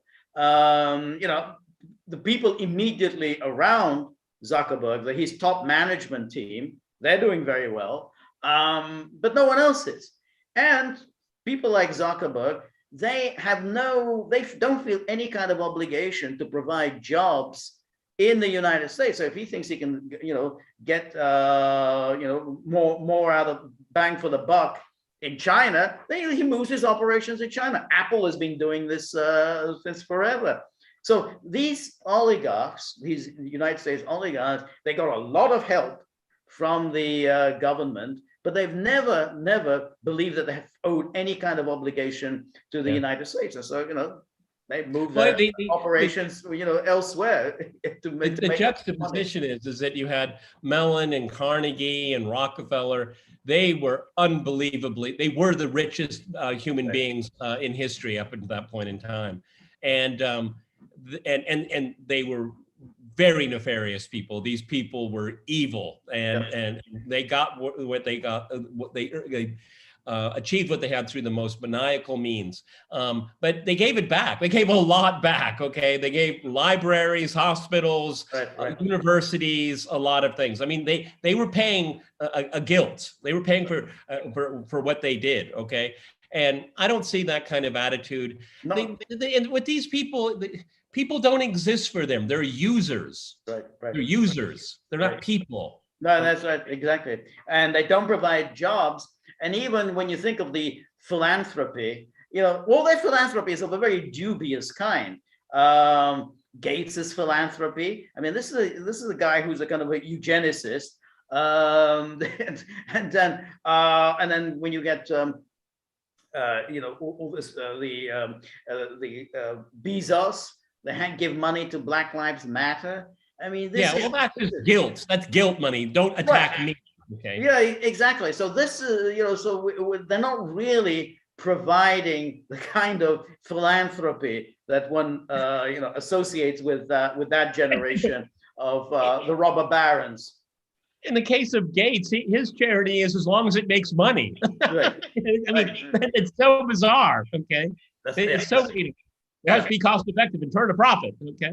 But these people are also, these oligarchs, the Bezos and so on, their wealth relative to the rest of the public far exceeds the wealth of Carnegie, Mellon, and Rockefeller relative to the public. Yes, they were the oligarchs of that time, but nonetheless, the inequality was nowhere near as it is now. I mean, people like, these people like Zuckerberg, I mean, they have more money than they know what to do with. They're not using their money for anything that is beneficial. I mean, they interfere in elections. So Zuckerberg invests his money on drop boxes to ensure that Democrats win. So they use that money to interfere in the political system. This is not, hey, why don't I build some eye surgery hospitals for children? Why don't I, provide centers for the blind or whatever? That's not what they're doing. This is very politicized philanthropy, much like Soros. And the difference is that unlike the robber barons of the past, they didn't capture the state. See, this is what they have done. They have captured the state, and that is the worst possible situation. Because what do they want, George? You're right. They're not thinking about breakthrough technologies that could help.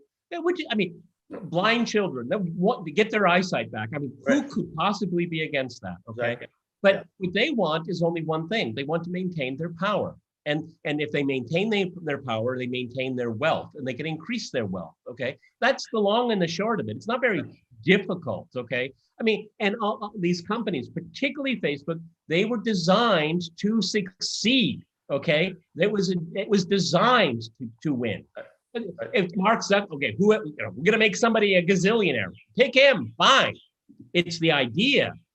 And the way they work with state authorities and the intelligence community, and on top of that, they'll sell all the information about you. They probably know more about you than you know yourself. Okay, exactly. So, I mean, it's very simple with these people. It's avarice. It's nihilistic. Yes, exactly. They sell all the information about you.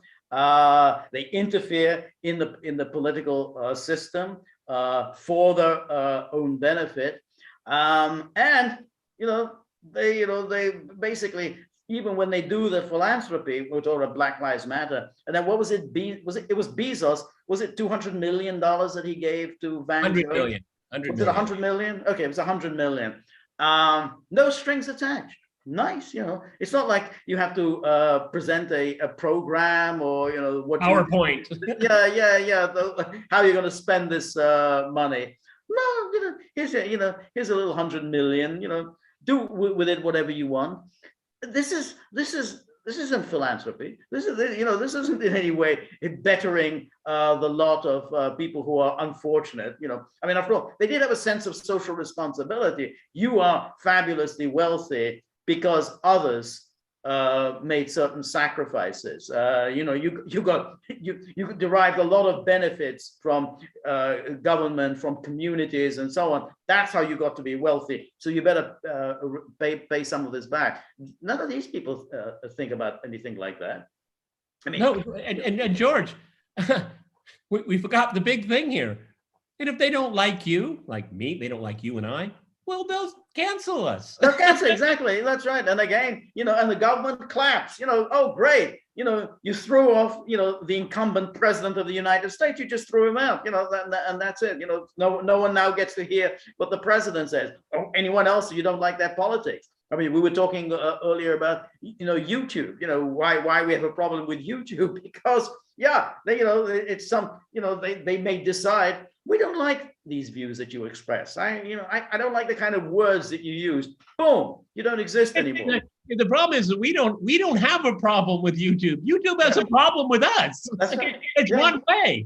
Yeah. That's all right, we're almost at 2 hours. I think so. So any final thoughts, Peter? Winter is coming. No, I'm very curious on what's going to go on with this Sussman indictment here, because it's really, really juicy. I mean, the juxtaposition is, for 4 years we got all of these anonymous tips and innuendos and smears and all that, and this indictment is something you actually can hold in your hand, and you can, it should be a Pandora's box. It's been opened, but the mainstream media has very little of any interest. I would suggest people to go over and take a look at Jimmy Dore. He has Jimmy didn't do a great interview with Aaron Mate. He could have done better. He talked too much. He should have let Aaron speak more. Right. But there are the few of us out here that I got to keep looking at this. The greatest fraud ever perpetrated in our lifetime against the American people. So we have one other super chat from Anaf Habib. Thank you very much, Anaf. He says, on the 60 Minutes show on the war with China, they had only one panelist in favor of a war to defend Taiwan, a fellow liberal democracy. And it says the other four were anti-war. Are we now months away from Taiwan's fall? Now, I didn't see this program. I think that's the months away from Taiwan's fall, I think, is a little exaggerated. I think it's something that you gotta. Everyone has to play their hand very, very carefully. Americans shouldn't start blustering and about how they're ready to start a war with Taiwan, and Chinese have to sort of basically cool their rhetoric as well. Otherwise, minor conflicts can even escalate into a great power conflict. So. I don't think that we're close to a war with Taiwan, but people have to be careful. If the United States unilaterally or in league with other countries recognize the independence of Taiwan, then you could have a war, right. And that's very serious. Right. That's very, very serious. The Chinese will throw caution to the wind and say no. And they can say no, and they will win Taiwan. At what cost? We don't know. Well, the cost will be, they'll be very great. But they would win. They would win. Well. And what? But at what price? And it'll be very. I mean, it's wars are very, very unpredictable. And, once you start a war, the United States isn't just going to give up. Yes, you lose the first round, but then the war continues. So it's like, as we find in both in World War I and World War II, it doesn't matter who wins the first three rounds. It's what, it's the continuation of the war that goes on year after year after year that matters. So, and it depends. We don't want to go down that path, but yeah. No, nobody wants. Right. Yeah, absolutely. Yeah. Okay. All right, Peter. That was a. I want to thank everyone that sent in questions, particularly the super chat questions. As long as YouTube will allow us, we will be here every Friday unless something comes up. Exactly. And of course, we'll let you know. But we're making a commitment to our viewers that we're here. We don't care about YouTube, but it bothers us that YouTube doesn't like us. Right. No, that's right. I think it is a lot of fun. I really love these Friday evenings with our fellow gagglers. We've got a lot of very interesting questions, a lot of very interesting comments. I'm sorry if we didn't get to all of your questions and comments. There were so many. And thank you above all for the super chatters. That was very, very generous of you. Much appreciated. You see how happy Buddy is? Buddy's very happy. Exactly. He's suddenly, that's more like it. When it talks about the tip jars, the super chats, that's it. 2 thumbs up. So Buddy's happy. So we're all happy. We will be back next Friday at the same time. And of course, if you like the Gaggle, please like, share, and subscribe. See you soon. Bye. Bye, George. Bye-bye.